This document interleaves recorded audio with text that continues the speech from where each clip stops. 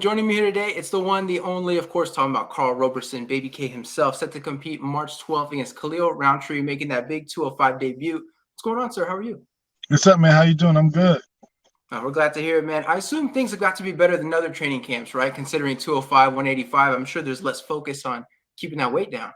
Oh, for sure. This is a building training camp, not a losing. I'm not focusing on having to lose weight, maintain, hit certain weight goals. So I know I'm gonna make weight. This is just feed the muscles, feed the cardiovascular system, work, push the muscles, get endurance, get stronger. Having that and not have to worry about losing weight, and I can eat because I'm a fat kid. I like to eat, and I can eat.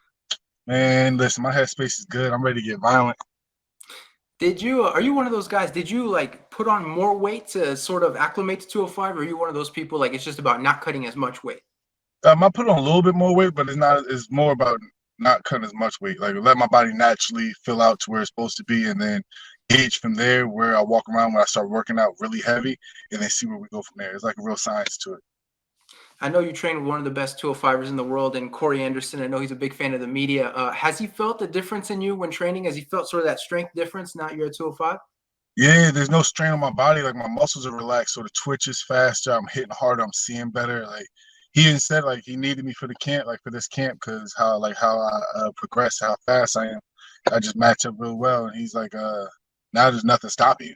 Like one of the only reasons why I never even thought about going 205 is because that's my brother, and I don't want to have to take the chance of having to fight him. But he's not even in our league anymore, so it's a go ahead. Yeah, we know the UFC sometimes when it comes to training partners, they can be bad about matching people up together, even though there's no reason. Like I assume for that, that's just extra stress for no reason. Yeah, definitely. Extra stress for no reason. Why even do that to ourselves unnecessarily? It's like I just stay at 185.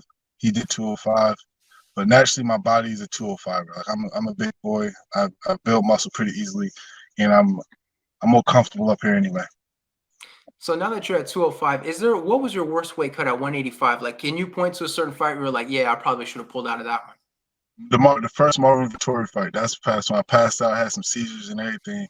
Yeah. Like, it was bad. Yeah, that was pretty bad. That's when I realized like, oh, this something's actually wrong.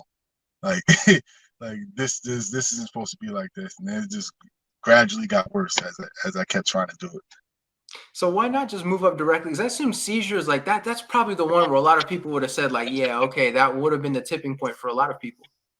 Yeah, but I'm a fighter. Like I live like a fuck it lifestyle, especially when it comes to that.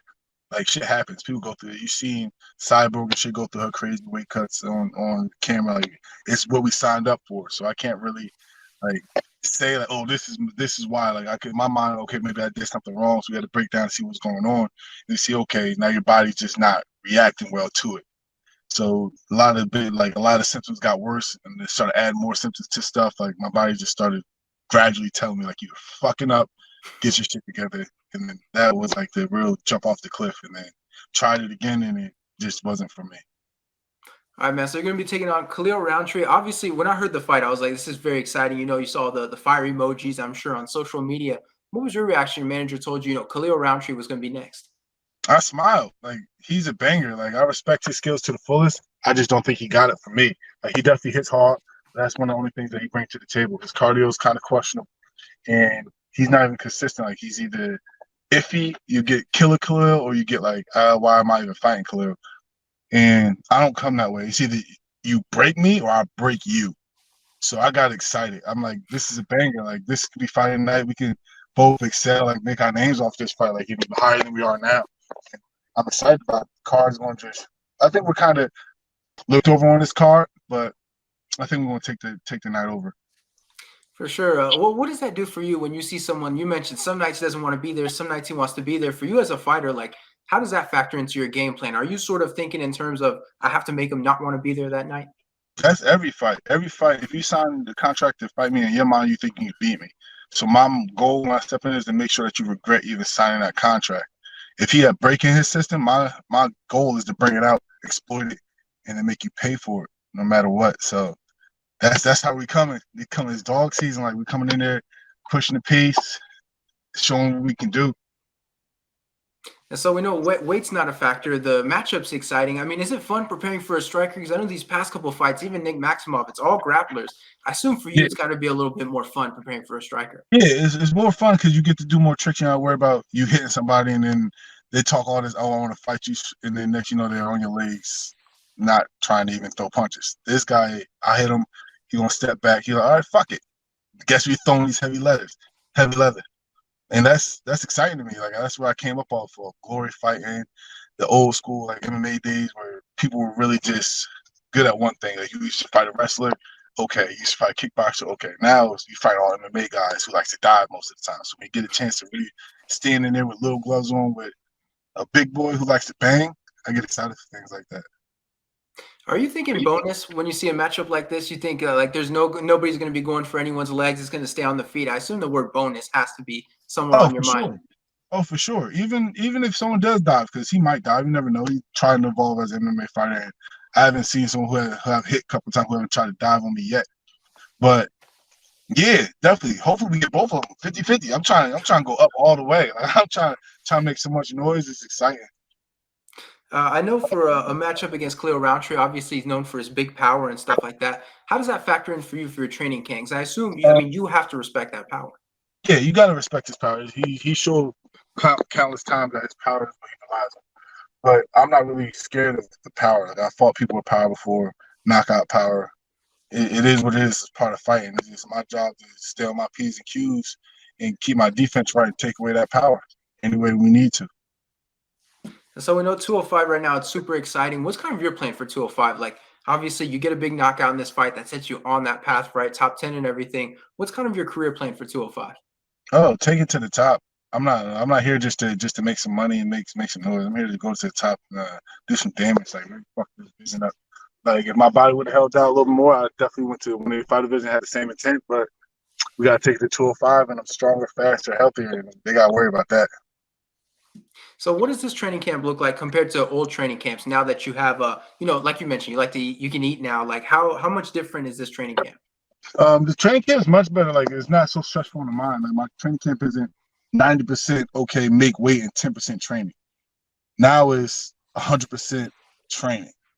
I get to feel the body, mind's right. I'm going out to Kraus, out in glory, getting new looks. He's expanding my mental on how I approach training. So dealing with the whole, like, what he has 17 UFC fighters on the match right now. So having that high level of fighters, just surrounded by that, just so many different looks, different mindsets, and different ways people approach fighting, expands you so quick that is just sometimes it's overwhelming, but I love it. Like you get to say, okay, let me sit back and really just start to pick what works for me, what doesn't work for me. And then I come back to Killer B where I sharpen up the tools with the kickboxing from my old days. So it's just a full round camp where everything's been worked on. I feel like I covered every basis. And I haven't felt like this in a while. And I think that's why I'm so excited. We know that sometimes going into these fights, sometimes people make a big deal out of the beef out in public. Sometimes we find out guys are beefing behind the scenes because I guess everybody's going on Instagram. Is there any kind of beef in this fight, or is it strictly two competitors? Yeah, I have two competitors. Like I've met him maybe once or twice. I have no beef with him. Like if I had beef with him, I make it clear. Like I don't do the side step and all the Instagram stuff. I'll make it clear. Like I don't fucking like you, and I want to fight you. But nah, like I've never we've never had any bad blood or anything. We've crossed paths like high and by. But you gotta realize that I was 185, he was 205, so there's no reason for us to even think about something like that because Corey was in the picture at that point. So nah, there's no bad blood at all. He's probably a good dude, but it has nothing to do with the jobs that we have to get done. So I'm going out there with intent like we got beef, but we ain't got no beef. So I don't know if you know this, but Khalil Rountree is one of those rare people in MMA that's a mystical beast. People talk about sea-level Kane, look in his eye, Chuck, all that stuff. He has Bangkok ready Khalil Rountree from like the Eric Anders fight. What are the chances you think we're going to see that mystical beast in this fight? And if so, how are you going to get ready to deal with that? Well, hopefully we see that one because that one's gonna bring the best out of me. Y'all gotta wait to see how I deal with that one because I don't think he's gonna be ready for it. I mean, to be fair though, say you go out there, you get the big first round knockout. Would 205 Karl Roberson or 205 Baby K, wouldn't that be a new mystical beast for us? Nah, I'm not gonna take his name. He can have that himself. He said we're gonna figure something else out. All right, man. So heading into this fight, how are you sort of looking at the matchup in this one? We mentioned two strikers. I feel like that's way oversimplifying it. How are you looking at the matchup? As in which way? It's more speed versus power. We're both semi counter fighters, which shows. But I think I bring more to the table. I'm more diverse striking. He hits hard, but he's very predictable in his movements and his motions, and he doesn't like to have his back on the cage at all. So he's more of a bully fighter. So we gotta meet him in the middle. We can't let him really get his tone, get his rhythm. So our goal is to break rhythm and show him what we can do.